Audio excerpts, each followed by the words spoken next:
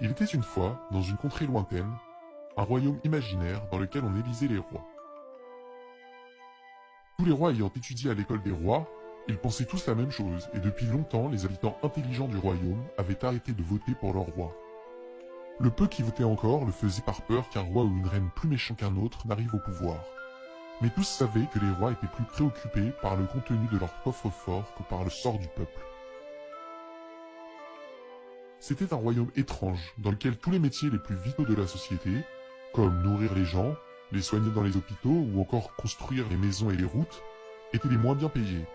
Tandis que des métiers obscurs, portant des noms vagues, et qui consistaient surtout à réaliser des diaporamas sur PowerPoint, puis faire des afterwork entre collègues dans les bars tendances de la capitale du royaume, étaient payés une fortune.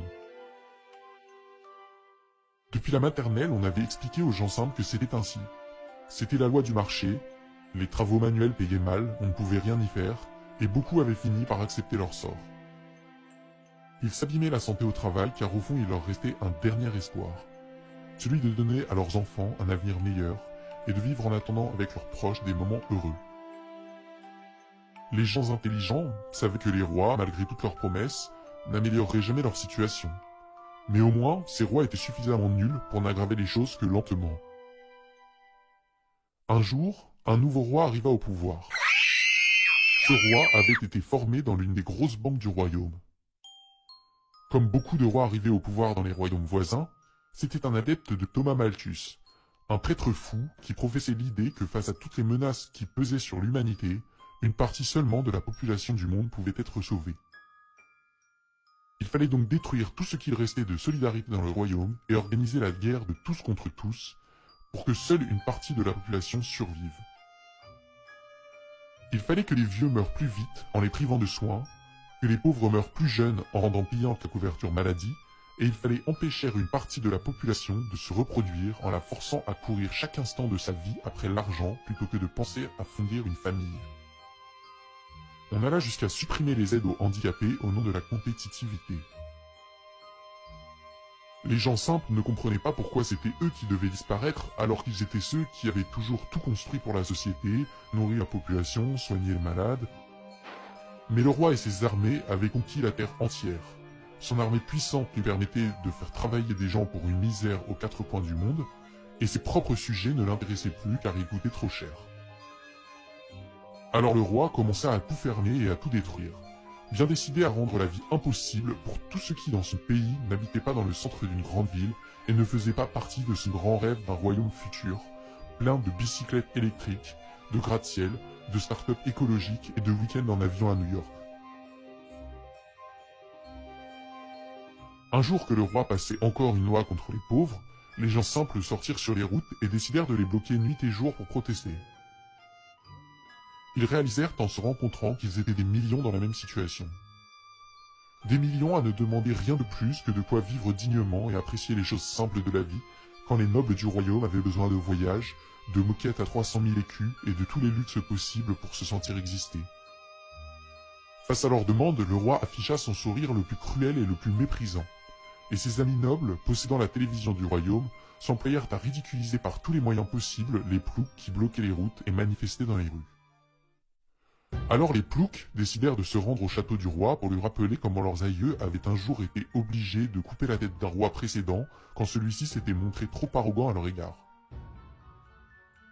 Le roi envoya tous ses soldats pour écraser sauvagement leur révolte, arrachant des mains avec ses grenades, crevant les yeux avec ses flashballs, envoyant en prison tous ceux qui se révoltaient pour tenter de les décourager de revenir. Mais comme sa sauvagerie avait l'effet inverse, il essaya par tous les moyens de faire croire aux gens simples qu'il les avait entendus, mettant à contribution tous ses amis nobles qui dans les médias répétaient ces mensonges pour essayer eux aussi de sauver leur place au soleil dans le royaume. 2 jours plus tard, le roi était déjà revenu sur ses maigres promesses. Mais il était de toute façon trop tard, car les gens simples avaient compris. Compris qu'ils étaient tout ce qui vit et permet de vivre dans ce royaume imaginaire, mais qu'on les traitait comme s'ils n'étaient rien. Compris que 2 mondes s'affrontaient, un monde de gens simples où l'on vit de petites choses du quotidien en s'entraidant, et un monde cruel où l'on sacrifie 3/4 du pays pour que le quart restant vive dans le luxe. Compris qu'on lui avait menti depuis la maternelle à lui parler de royaume démocratique, quand le roi, pour se maintenir, était prêt à tout, y compris la violence la plus cruelle, la propagande la plus grossière et les mensonges les plus perfides. Compris que le roi, malgré tous les mensonges inventés pour diviser ce qui, pour la première fois depuis longtemps, l'avait fait trembler sur son trône, était bien décidé à reprendre son programme de destruction dès que les ploucs seraient rentrés chez eux.